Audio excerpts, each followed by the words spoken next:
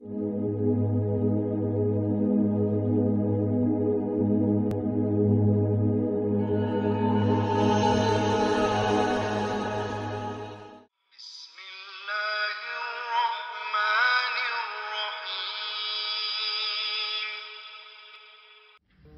taat pada suami adalah hal yang sangat mendasar.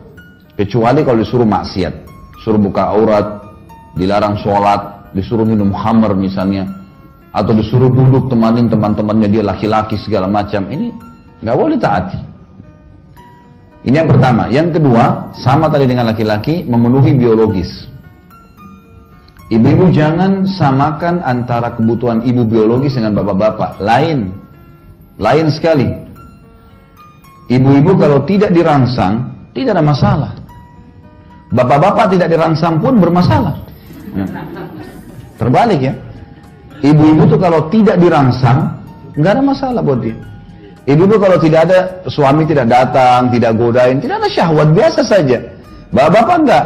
Tidak ada masalah, tidak ada godaan pun bermasalah. Karena, ya ini secara medis ya. Sperma itu komposisinya kalau dilihat, kalau saya bedah sebuah buku, kalau bapak ibu ikutin di YouTube itu ada mahkota pengantin. Sperma itu komposisinya termasuk ada api, ya. Panas tuh. Jadi kalau dia tidak ditumpahkan, larinya ke emosi. Jadi kalau ibu banyak suaminya suka marah, masalah di biologis tuh. Puasin di biologis, marahnya hilang. Kantongnya jadi terbuka. Senyum bibirnya, pasti. Coba bapak-bapak di sini ditanya deh. Kalau sudah terpenuhi biologisnya, sudah puas, mau beli ini? Ya, silakan. Mau ini? Ya. Coba tapi kalau ibu-ibu mau didekatin, tidak mau, malas ini, udah kiamat tuh. Mau beli ini? Nggak bisa. Mahal tuh, nggak usah. Ini, mau ke rumah orang tua? Nggak usah. Untuk apa ke sana buang-buang waktu segala? Dimarahin terus. Masalahnya kena biologis, betul ini. Ini masalah luar biasa. Karena bapak-bapak tahu atau tidak tahu, memang itu secara kejiwaan. Makanya biologis itu bagi laki-laki tidak bisa ditunda, bagi perempuan bisa. Pernah ada seorang wanita di zaman Umar bin Khattab radhiyallahu anhu. Perempuan ini kebetulan suaminya pergi jihad. Terus perempuan ini rupanya sudah 4 bulan suaminya nggak pulang.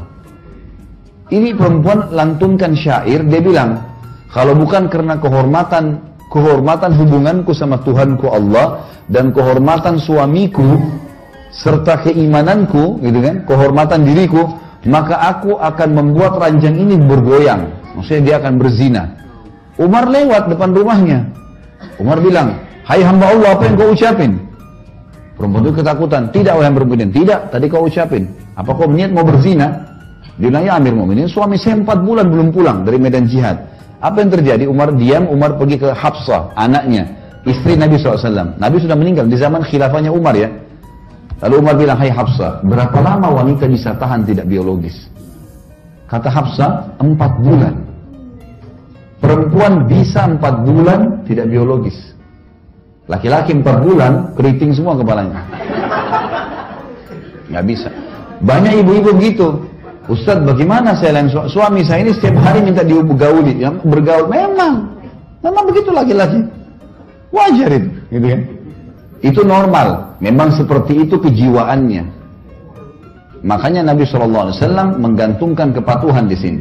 Sampai kata Nabi, kalau wanita sedang dicorong asap rumahnya, dipanggil sama suaminya untuk berhubungan biologis, datang.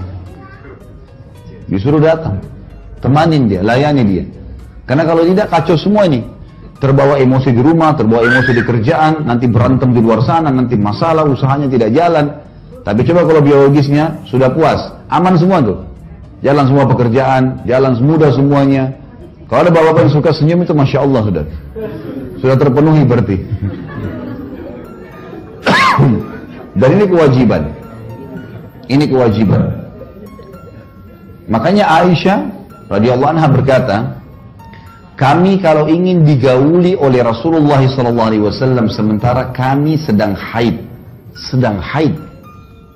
Ternyata wanita haid tidak ada syahwat pada saat haid itu.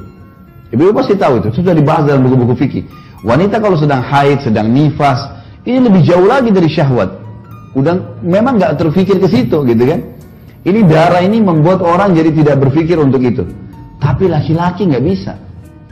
Kata Aisyah, kami kalau sedang haid dan Rasulullah SAW ingin menggauli kami, ada syahwat laki-laki. Maka beliau menyuruh kami mengikat kencang tempat keluarnya darah di kemaluan, lalu beliau menggauli kami. Nabi SAW tetap dipuaskan. Onani haram dalam Islam kalau laki-laki kerjaan sendiri. Tapi kalau istrinya yang buat tidak haram. Ya. Bentar. Sama halnya dengan apa saja yang tidak dilarang dalam Islam boleh dilakukan. Yang haram dalam Islam adalah meletakkan kemaluan suami laki-laki di dubur istrinya. Dubur nggak boleh, haram. Karena dubur itu tempat kotoran, keluarnya gas, angin, kentut, dan juga keluarnya tinja. Ini bakteri yang kalau tidak dikeluarkan bisa mematikan manusia. Jadi bukan tempat kemaluan di situ. Dan tempat kemaluan di tempat yang diletakkan adalah kemaluan. Makanya Allah bilang tentang haid kan. Ditanyakan kepada Muhammad tentang haid, katakanlah dia penyakit. Dan kalau mereka sudah suci, arti ayatnya, maka gaulilah mereka di tempat yang telah Allah perintahkan kalian, di kemaluannya. Oral seks termasuk dibolehkan. Apa saja selain daripada meletakkan kemaluan di dubur atau meletakkan kemaluan di kemaluan lagi haid dan nifas boleh dilakukan. Saya kasih contoh misal, teman-teman kita muhajirin, sahabat-sahabat Nabi dari Mekah, waktu hijrah ke Madinah teman-teman, rupanya tradisi orang berhubungan biologis di Mekah waktu itu, mereka menunggingkan istrinya dan mereka menggauli dari belakang, di kemaluan. Tradisi biologis orang Madinah adalah istrinya di bawah, suaminya di atas. Mereka nggak kenal gaya lain. Yang terjadi, waktu sahabat-sahabat muhajirin ini hijrah ke Madinah, banyak yang tidak bawa istrinya, akhirnya nikah sama wanita Ansar di Madinah. Waktu nikah sama orang Ansar, rupanya si suami mau gauli dengan cara Mekah, si istri Madinah nolak. Ini terjadi di zaman Nabi. Terdengar oleh Nabi SAW. Ini kasusnya, si istri nggak mau digaulin. Padahal kalau istri nggak mau digaulin berdosa nih. Gimana caranya? Turun firman Allah. A'udzubillahi minasyaitonirrajim. Nisa'ukum harthul lakum. Fatu harthakum anna syi'tum. Wa qaddimu li anfusikum. Istri kalian adalah ladang buat kalian. Datangi ladang kalian semau kalian dan dahulukan diri kalian. Artinya boleh digaulin dengan cara apapun selama bukan letakkan kemaluan di dubur. Yang dilarang itu saja. Karena Nabi SAW melarang. Allah melaknat laki-laki yang meletakkan kemaluan di dubur. Satu hal juga penting di sini Bapak Ibu sekalian. Jangan pernah belajar biologis dari film porno. Ini penting sekali. Karena ulama bilang, rasionalnya ya, sebagaimana manusia itu secara alami tahu makan masuk ke mulutnya, hidungnya dipakai bernafas, kupingnya dipakai mendengar, kemaluannya juga tahu di mana diletakkan. Sebagaimana dia tahu bagaimana mengeluarkan air seni atau kencingnya. Dia tahu itu sebenarnya. Masalahnya kalau orang nonton film-film porno seperti ini, pertama mendukung perzinahan. Orang lagi zina. Melihat auratnya orang lain. Ya. Dan pola yang dipakai adalah pola non-muslim. Menggauli dari dubur, jorok, kotor, dan segala macam hal. Ini dilakukan. Dalam Islam semua bertolak belakang nih, nggak boleh. Kata Nabi SAW, dengarkan hadisnya. Manusia yang paling buruk kedudukannya di sisi Allah hari kiamat adalah suami atau istri yang sudah saling terbuka, saling merangsang satu sama yang lain, sudah hubungan biologis, lalu keduanya atau salah satunya menceritakan ke teman-temannya. Jadi nggak boleh bapak-bapak misalnya istrinya Masya Allah puasin dia luar biasa, lalu besok ketemu teman-teman, oh istri saya tuh begini, begitu, diceritain. Atau ibu-ibu, suaminya Masya Allah puasin, tidak perlu diceritain ke teman-temannya, suami saya itu begini, begitu, begini. Kenapa? Karena efek sosial dan kejiwaannya berbahaya. Kalau kita lagi cerita sama teman-teman kita, ternyata pasangan mereka tidak begitu, yang terjadi dia akan ganggu pasangan kita. Makanya banyak rumah tangga rusak, yang ganggu temannya suaminya, yang ganggu temannya istrinya. Karena dia yang cerita, pasangan mereka tidak seperti itu. Malah kita lihat dalam Islam disuruh tutupin. Kalau film ini malah ditontonkan. Ada sampai satu ibu ngeluh sama saya di Jakarta, dia bilang, Ustadz, sampai pada tingkat penyakit ini, nonton film porno ini, sama suami saya, dari awal saya nikah sampai sekarang, kalau dia mau gauli saya, dia harus datangkan laptopnya di ranjang, nonton. Baru syahwatnya bangkit. Kalau enggak, dia bilang dia enggak ada syahwat lagi sama istrinya. Ini kan penyakit kejiwaan. Bagaimana Bapak Ibu tidak cemburu lihat pasangannya di sebelah, yang suaminya lihat perempuan lain, telanjang, yang si istri juga lihat laki-laki lain. Dan pasti di film lebih hebat daripada kita. Loh iya, didatangkan orang-orang yang luar biasa kan? Nggak mungkin orang-orang jelek. Dicari orang yang bisa laku karena mereka mau jual duit. Dalam medis, dalam ilmu medis, tidak sehat biologis kalau bayangkan orang lain. Ya. Pasangan setengah mati rangsang kita, kemudian kita bayangin orang lain, ini rusak semuanya. Tapi kalau kita tidak pernah tonton itu Bapak Ibu sekalian, kalau pernah dilakukan istighfar kepada Allah, ada di rumah rusakin semua. Mulai sekarang bangun biologis yang sehat. Pada saat biologis, buka mata, lihat pasangan, nikmatin pasangan itu, kemudian insya Allah sampai kita kelimat. Mungkin butuh proses beberapa waktu, setelah nanti semua kenangan film-film itu hilang, dalam waktu yang berjalan, nanti kita akan rasakan luar biasa kenikmatan karena kita menikmati pasangan kita. Ini yang real di sini, itu bahaya, itu cuma hayalan. Ini realnya yang harus.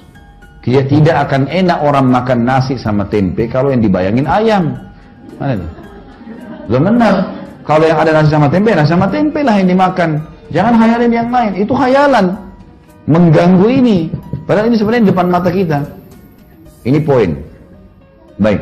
Penuhi kebutuhan biologis ini penting. Ibu-ibu harus garis bawahi. Suami memang kebutuhannya mendesak. Sering minta itu pun adalah hal yang wajar. Hak dia.